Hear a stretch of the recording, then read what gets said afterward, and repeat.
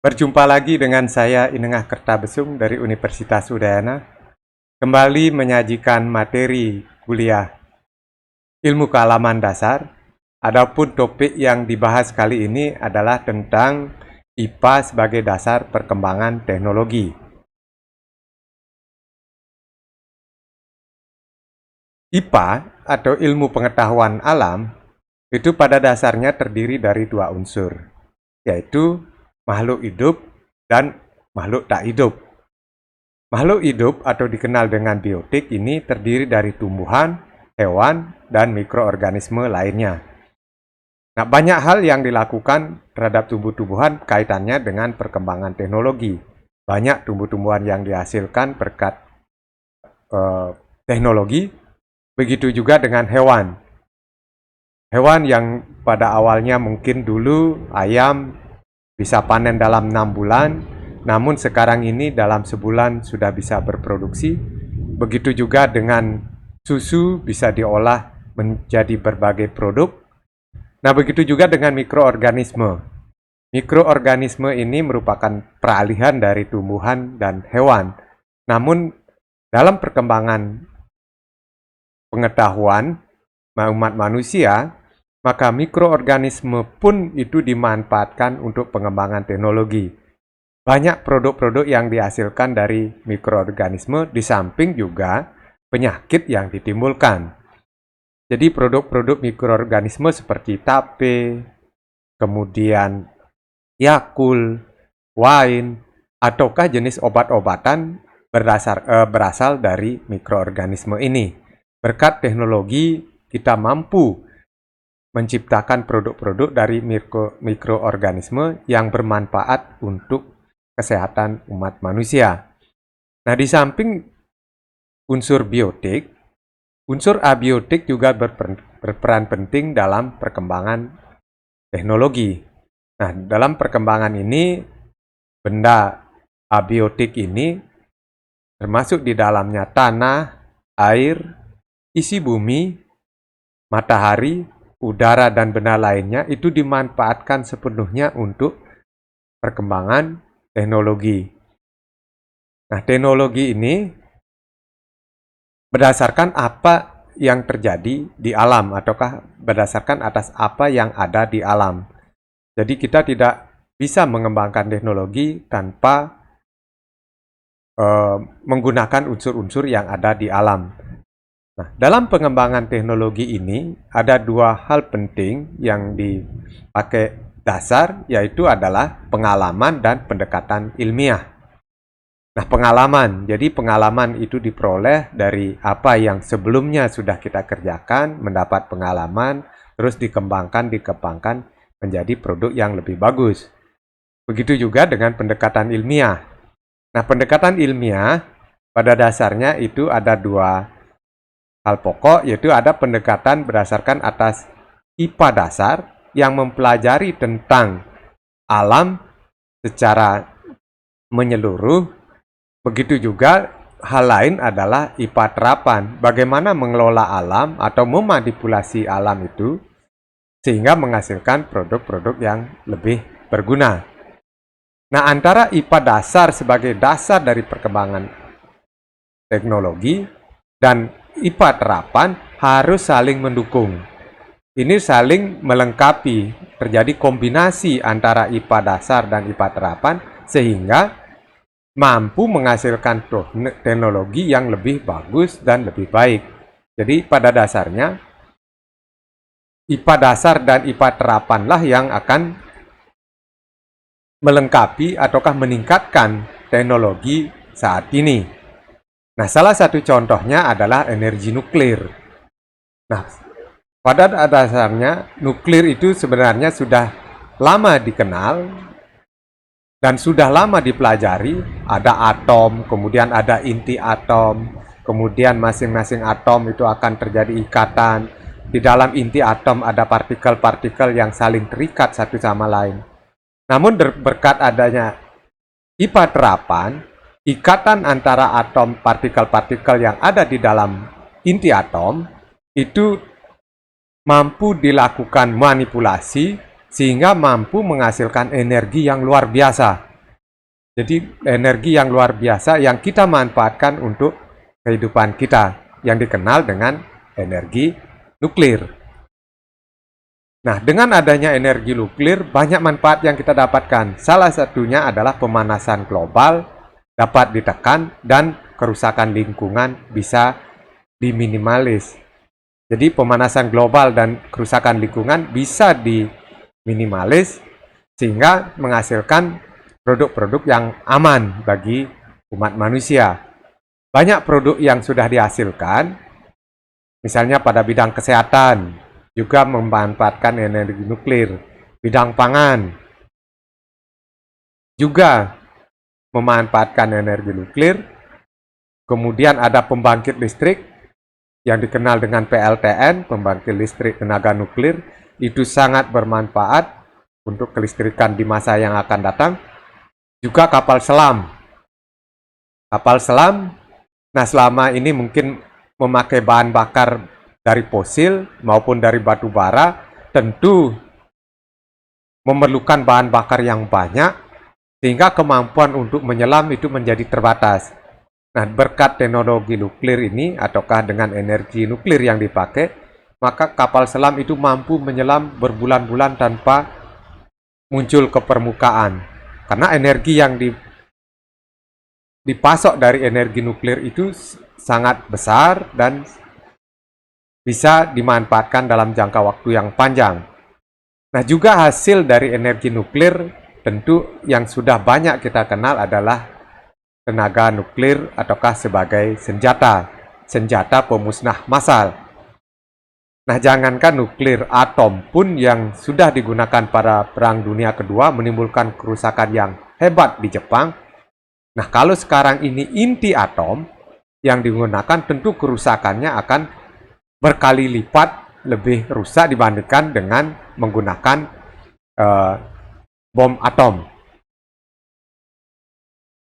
Nah, teknologi pada dasarnya seperti apa yang saya sampaikan sebelumnya, bahwa berdasarkan atas pengalaman, kemudian mempelajari tentang IPA dasar dan mempelajari tentang IPA terapan. Jadi bagaimana IPA dasar itu diterapkan untuk memanipulasi ilmu pengetahuan itu sendiri.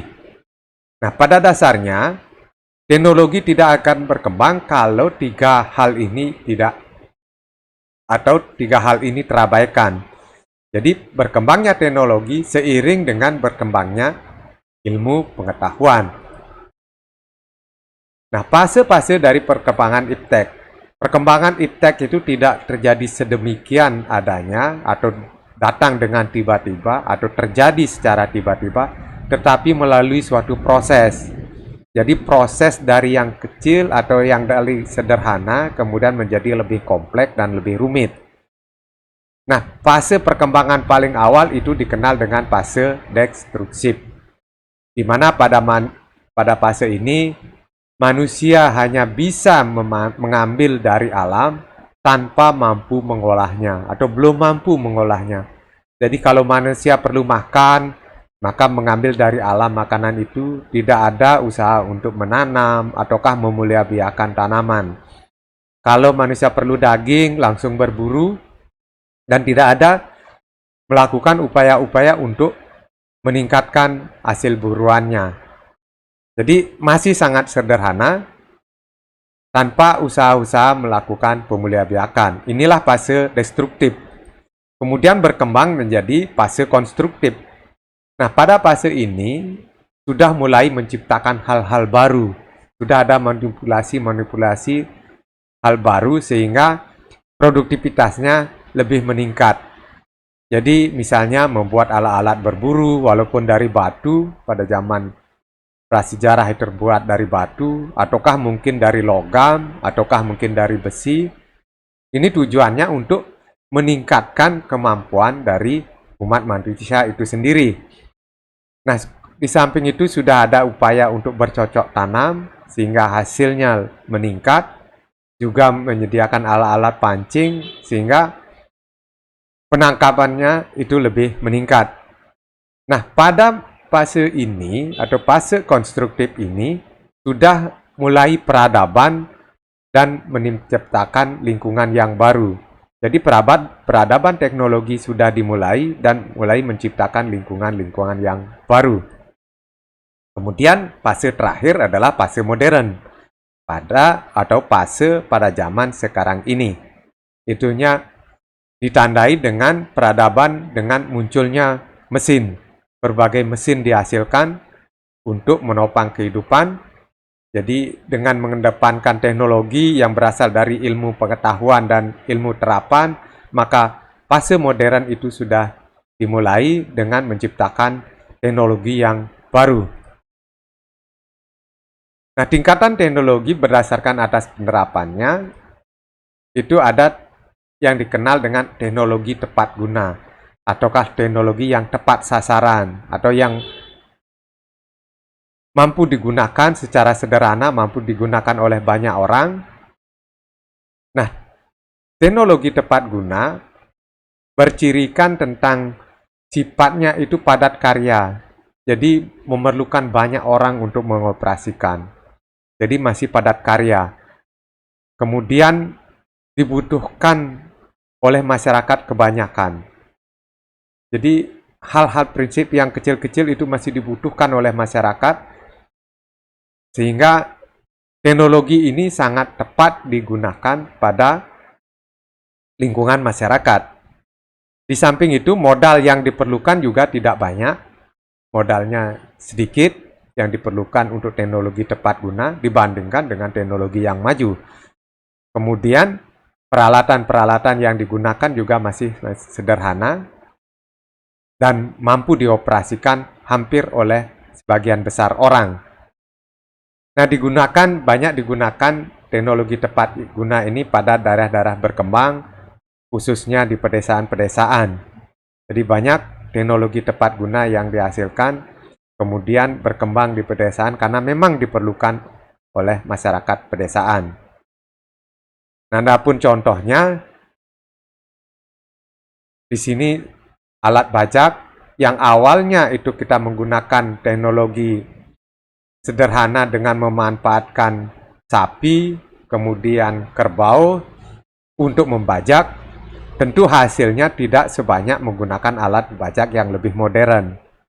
Misalnya dalam 1 hektar digarap dalam 1 minggu, tapi dengan menggunakan alat bajak yang bermodalkan atau yang mengandung mesin, tentu yang awalnya dikerjakan dalam seminggu bisa menjadi dikerjakan dalam 1 hari. Jadi hasilnya bisa dipercepat dan lebih bagus hasilnya. Begitu juga dengan adanya alat-alat pemotong rumput. Alat ini memang sangat diperlukan oleh masyarakat, baik untuk kebersihan, baik untuk penataan taman, dan lain sebagainya. Dan ini juga merupakan alat sederhana yang tepat guna.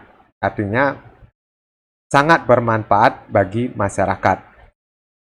Kemudian ada perontok padi yang sangat sederhana yang ada di sawah-sawah, biasanya pada musim panen alat ini muncul. Jadi alat untuk merontokkan padi. Juga ada kipas angin, tentu di daerah Indonesia beriklim tropis, tentu suhunya lebih tinggi yang memerlukan kipas angin untuk mendinginkan ruangan di tempat tinggal kita. Kemudian sepeda. Nah, ini adalah merupakan teknologi tepat guna yang dipakai untuk transportasi yang sifatnya jarak dekat maupun untuk olahraga. Juga ada sepeda motor dan alat-alat dapur. Alat-alat dapur juga banyak, tidak hanya sebatas kompor maupun kulkas, tapi juga alat-alat dapur yang lain juga banyak yang memakai teknologi tepat guna. Nah, kemudian meningkat dengan teknologi media. Yang namanya meningkat tentu ininya akan lebih besar ataukah lebih canggih dengan menggunakan sentuhan-sentuhan ilmu pengetahuan produknya. Jadi produk-produk untuk memproduksi alat ini tentu dengan pengembangan dari ilmu pengetahuan. Nah, walaupun tidak terlalu mendetil, menggunakan riset yang berfokus ataukah menggunakan tenaga ataukah biaya yang tinggi untuk riset. Tapi sentuhan riset sudah ada pada teknologi media.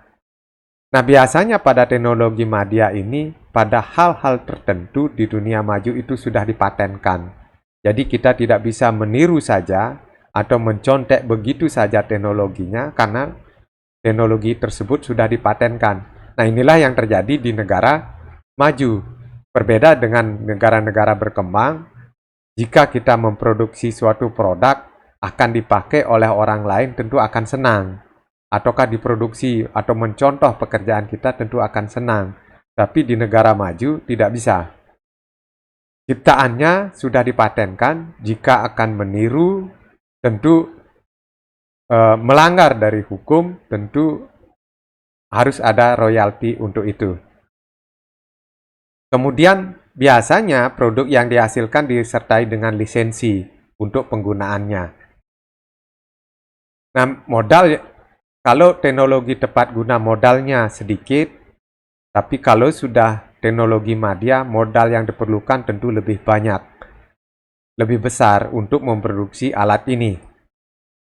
Kemudian tetap digunakan oleh masyarakat luas untuk kepentingan dari masyarakat kita. Nah, teknologi ini digunakan oleh masyarakat dan biaya operasionalnya juga tidak terlalu besar. Nah, beberapa contohnya seperti di sini adalah laptop, itu merupakan teknologi tepat guna. Kemudian juga ada televisi. Kemudian ada sepeda motor, yang artinya kalau teknologi tepat guna masih sederhana, ini sudah lebih maju, lebih canggih. Kemudian ada alat pertanian yang lebih modern. Jadi dengan skala yang lebih besar nanti bisa kita operasikan, sekali operasi bisa dalam kapasitas yang lebih besar. Kemudian ada juga alat bangkut yang lebih besar dengan kapasitas lebih besar, kemudian daya angkutnya lebih banyak. Nah, inilah teknologi pada tingkatan media.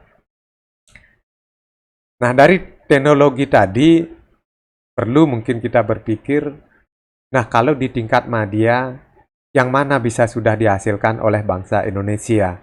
Tentu tidak banyak. Di tingkat media saja kita belum mampu berkontribusi besar. Kita baru pada tahap teknologi tepat guna. Tapi kalau teknologi media, hanya beberapa yang baru bangsa Indonesia mampu dihasilkan. Kemudian ada teknologi yang tingkat tinggi atau high technology, itu teknologi yang betul-betul berbasis riset. Pengembangannya betul-betul berbasis riset.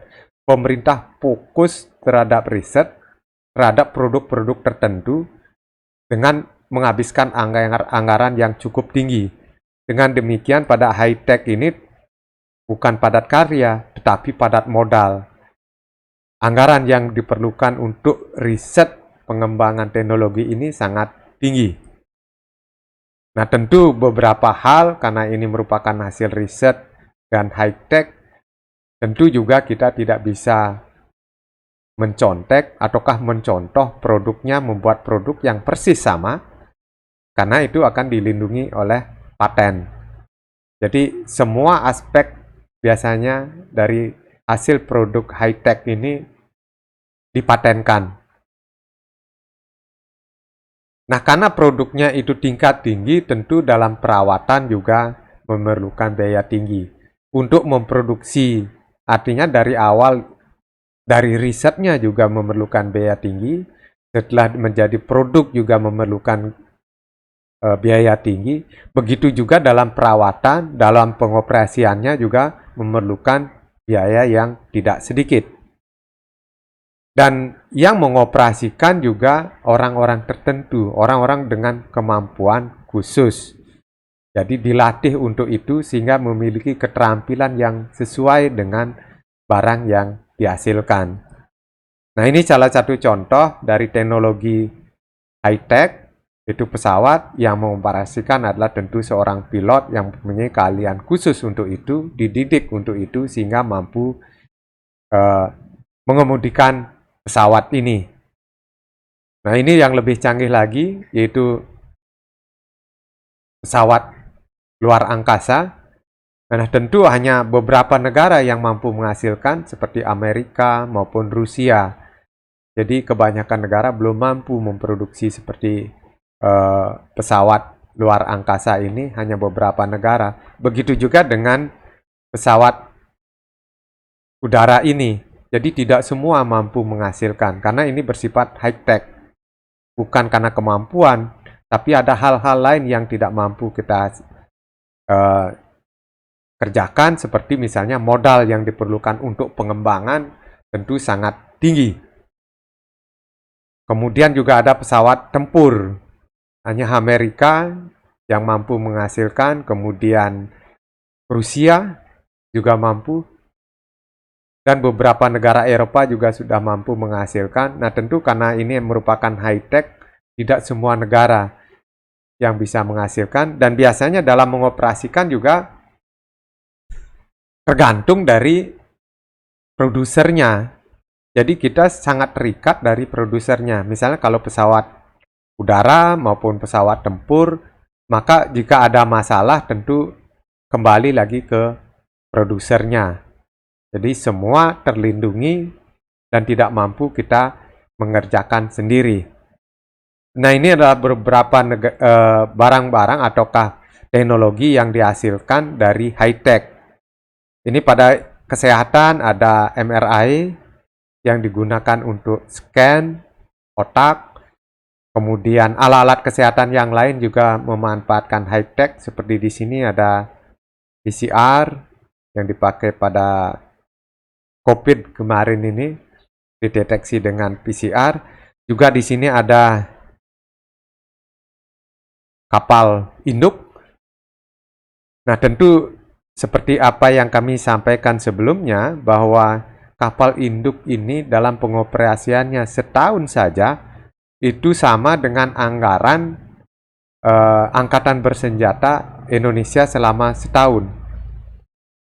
Jadi, biayanya sangat tinggi untuk mengoperasikan satu kapal induk, sama dengan anggaran setahun dari pemerintah Indonesia di bidang pertahanan. Jadi sangat besar kapal induk untuk pengoperasiannya. Begitu juga dengan ini, peluncur rudal. Nah, awalnya peluncur rudal mungkin daya jangkaunya terbatas, hanya beberapa kilometer ataukah mungkin antar pulau. Sekarang sudah dikembangkan peluncur rudal antar benua, dari Asia bisa sampai ke Amerika. Nah, ini juga memerlukan teknologi yang sangat tinggi. Nah, perkembangan teknologi ini dikenal dengan revolusi industri. Nah, revolusi industri pada dasarnya terdiri dari 4 yang kita kenal. Ada industri 1.0, revolusi industri 2.0, revolusi industri 3.0, dan 4.0.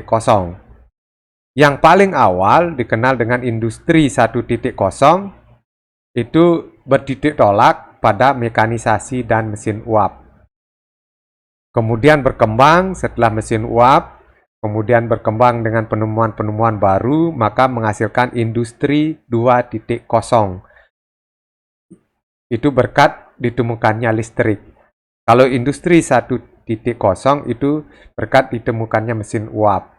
Kalau 2.0 ditemukannya listrik. Kemudian 3.0 itu lebih berkembang lagi pengetahuannya, itu tentang otomatisasi elektronik dan sistem IT, itu berkat ditemukannya komputer. Dan terakhir itu adalah industri 4.0. Sekarang itu industri 4.0, yaitu ditandai dengan internet. Segala sesuatunya itu berbasis internet. Jadi ada sistem cyber atau internet, misalnya fisik cyber, kemudian internet of things, kemudian internet of system, big data, kemudian AI, artificial intelligence, dan lain sebagainya. Basisnya itu adalah internet. Jadi sekali lagi, revolusi industri itu ada 4. yang 1.0 itu mesin uap, mulai ditemukannya mesin uap, 2.0 mulai ditemukannya listrik, 3.0 itu komputer, dan 4.0 itu internet. Nah, adanya industri 4.0, semuanya itu berbasis internet. Nah, dengan adanya otomatisasi, kemudian berbasis internet, tentu semua perkembangan industri ini, revolusi industri ini akan berpengaruh. Pengaruh yang paling nyata adalah tenaga kerja. Tenaga kerja dari manusia lama-lama tergantikan oleh mesin maupun komputer. Nah, ini akan berpengaruh dan di negara-negara maju pun sudah mengalami hal ini. Nah, pada revolusi industri 1.0. Nah, pada awalnya produksi mengandalkan otot, tenaga angin, atau tenaga air. Misalnya kalau kita berlayar ke suatu pulau, kita memanfaatkan angin untuk mendorong perahu kita. Begitu juga kalau baliknya mungkin kita menggunakan otot. Kemudian juga ada memanfaatkan air sebagai sumber listrik. Nah, itu awal dimulainya industri 1.0 itu berkat penemuan dari James Watt yang memulai atau menemukan mesin uap. Maka langkah awal terjadinya revolusi industri 1.0. Ini berkat adanya James Watt mampu menciptakan, nah ini orangnya, James Watt mampu menciptakan kendaraan yang berbasis mesin uap, juga menciptakan kereta api yang menggunakan tenaga mesin uap, juga kapal laut juga menggunakan mesin uap. Nah, mesin uap ini energi pendorongnya itu adalah berasal dari kayu bakar dan batu bara. Kayu bakar dan batu bara, nah seperti pada kereta api ini berbahan batu bara, tentu asapnya sangat banyak. Begitu juga pada kapal laut. Namun demikian, hasil atau kemampuannya itu jauh meningkat dibandingkan dengan teknologi sebelumnya. Jadi dengan mesin uap mampu misalnya kapal mampu mengangkut dalam jumlah yang lebih besar dengan kecepatan yang lebih cepat. Mampu bergerak 24 jam penuh. Nah, faktor inilah yang bangsa Eropa dengan ditemukannya mesin uap itu mampu menjelajah dunia. Ada ke Afrika, ke Asia, kemudian ke Amerika Latin. Nah, di samping menjelajah juga melakukan penjajahan. Itu berkat mesin uap. Dia mampu berlayar jauh dengan waktu tempuh yang lebih singkat. Nah, dengan ditemukannya mesin uap ini, karena bahan bakarnya adalah batu bara dan energi kayu bakar, tentu kerusakan lingkungan sudah dimulai saat itu. Jadi pada saat ditemukannya mesin uap sudah ada pencemaran lingkungan karena bahan bakarnya batu bara dan kayu bakar. Kemudian melanjut kepada revolusi industri 2.0. Ini tentu perkembangan lebih maju dari industri 1.0 yang dimulai pada abad ke-20, yaitu dengan mulai ditemukannya listrik. Jadi otot dan mesin uap sudah diganti dengan listrik. Ini lebih efisien lagi. Nah, maka pada saat itu sudah mulai muncul pabrik-pabrik dengan jumlah, awalnya itu jumlahnya terbatas karena menggunakan tenaga manusia, tapi lambat laun sudah karena ditemukannya listrik, maka ada diistilahkan dengan ban berjalan. Jadi dalam industri perakitan mobil itu sudah berjalan dengan sendirinya. Jadi tidak diangkut menggunakan tenaga manusia, tetapi sudah bisa dengan manipulasi sehingga perakitan itu menjadi lebih mudah, ban berjalan. Nah, dengan demikian produksi penduduknya tentu akan lebih banyak, produksi massalnya tentu akan lebih meningkat. Nah, adanya listrik dan perakitan ban berjalan, maka pekerjaan jauh lebih mudah dibandingkan tenaga uap. Lebih mudah, lebih cepat, tentu produknya akan lebih banyak dan lebih berkualitas. Namun demikian, pada revolusi industri 2.0, peran manusia masih diperlukan. Jadi walaupun ada ban berjalan, tapi operasionalnya tetap menggunakan tenaga manusia. Nah, ini salah satu, ini pabrik mobil, kemudian pabrik tekstil, itu memanfaatkan listrik, atau dikenal dengan revolusi industri 2.0. Kemudian pesawat terbang, walaupun masih sederhana, ini zaman Perang Dunia Kedua, kemudian ada tank yang diproduksi massal. Nah, adanya alat-alat transportasi seperti ini, kapal dan tank maupun mobil, itu dimanfaatkan pada Perang Dunia Kedua. Ini jasanya sangat besar dari revolusi industri 2 menciptakan Perang Dunia Kedua. Kemudian yang ketiga adalah revolusi industri 3.0. Itu penemuan tentang komputer, itu berkat ditemukannya transistor dan semikonduktor. Kemudian dilanjutkan dengan penemuan integrated chip. Ini menciptakan barang baru yang lebih kecil dan lebih efisien. Memang pada awal ditemukannya komputer pada Perang Dunia Kedua itu sudah ditemukan komputer, tapi komputernya sangat besar. Itu pun tidak berbasis pada penyimpanan data atau RAM. Dengan demikian, pengoperasiannya masih sederhana. Nah, dengan revolusi industri 3.0 ini sudah mulai. Kemudian mulai ditemukannya handphone, maka komunikasi menjadi lebih mudah pada revolusi 3.0. Walaupun pada zaman itu handphone mungkin digunakan untuk nelpon dan SMS. Nah, dengan revolusi industri 3.0, karena sudah ada komputer, maka manusia tidak memegang peran yang penting. Beberapa bagian sudah digantikan oleh komputer. Kemudian, beberapa bagian sudah dilakukan otomatisasi. Kemudian digantikan oleh robot. Dengan demikian, tenaga manusia sudah mulai terpinggirkan.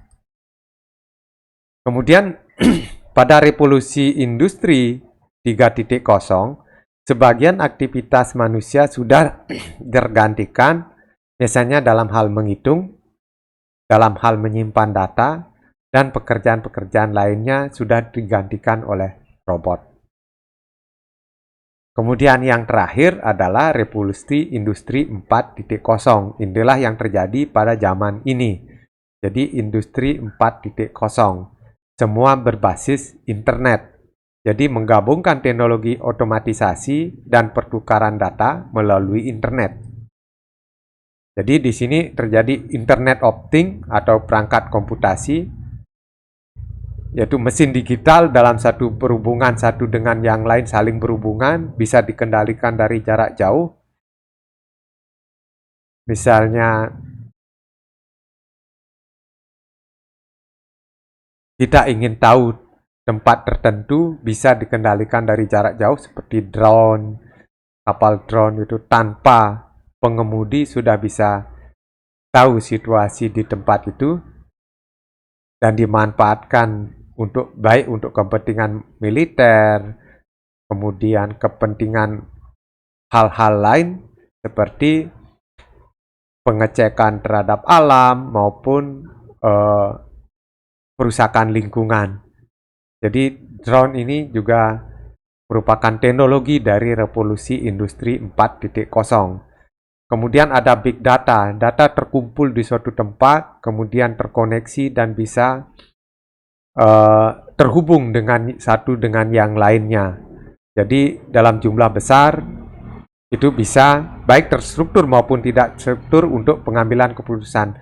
adanya data yang besar ini tentu bermanfaat untuk mengambil keputusan, mengambil kebijakan dari pihak-pihak tertentu. Nah, salah satu misalnya big data, misalnya data tentang kependudukan terkumpul dalam satu tempat dan kita bisa manfaatkan. Jadi kita akan tahu berapa jumlah penduduk, kemudian berapa yang laki, berapa yang perempuan, kemudian berapa yang usia di atas 15 tahun ataukah lebih muda. Jadi mudah mempelajari sehingga para pengambil kebijakan itu akan lebih mudah menganalisis data-data ini. Kemudian juga ada artificial intelligence, itu sudah terjadi pada revolusi 4.0. Misalnya pada suatu tempat kita di-scan wajah kita, maka peran manusia untuk mengenali wajah seseorang sudah digantikan oleh scanner. Jadi cukup dengan scan maka wajah kita sudah ketahuan. Misalnya kalau masuk bandara, ada kamera. Nah, itu juga merupakan revolusi industri 4.0. Kamera itu tentu terhubung dengan data. Kemudian cloud computing, dan biasanya ini terjadi pada perbankan. Jadi misalnya awalnya kita harus datang ke bank untuk mencairkan, ataukah untuk menabung, ataukah mentransfer uang. Tetapi sekarang ini itu tidak mutlak. Bisa dilakukan di mana saja asal bisa terhubung oleh internet, melalui m-banking, ataukah melalui fasilitas kredit yang lainnya. Itu sudah bisa kita dilakukan, itu berkat revolusi industri 4.0. Kemudian ada additive manufacturing, jadi bisa melakukan pencetakan dengan 3 dimensi. Ya, kalau nanti membuat patung dengan melakukan pencetakan seperti ini. Jadi inilah yang dimudahkan dari perkembangan teknologi saat ini. Nah, karena revolusi industri 4.0 itu sudah mengedepankan komputer dan otomatisasi, kemudian berbasis data dan internet, tentu peran manusia itu semakin terpinggirkan. Semua bisa tergantikan oleh komputer. Nah, salah satu contoh mungkin di Universitas Udayana, kita akan tahu dengan melakukan SIMA, kemudian OASE, tentu peran-peran manusia itu sangat sedikit dibandingkan dengan dilakukan secara manual. Nah, itu yang dapat kami sampaikan berkaitan dengan IPA sebagai pengembangan teknologi. Akhir kata, bahwa sekarang ini dunia ada di telapak tangan Anda. Jadi dengan telapak tangan bisa melakukan apa saja asal ada koneksi internet. Itu yang dapat kami sampaikan dan kami ucapkan terima kasih. Semoga apa yang kami sampaikan bisa bermanfaat untuk kepentingan pengetahuan khususnya tentang kealaman dasar. Terima kasih.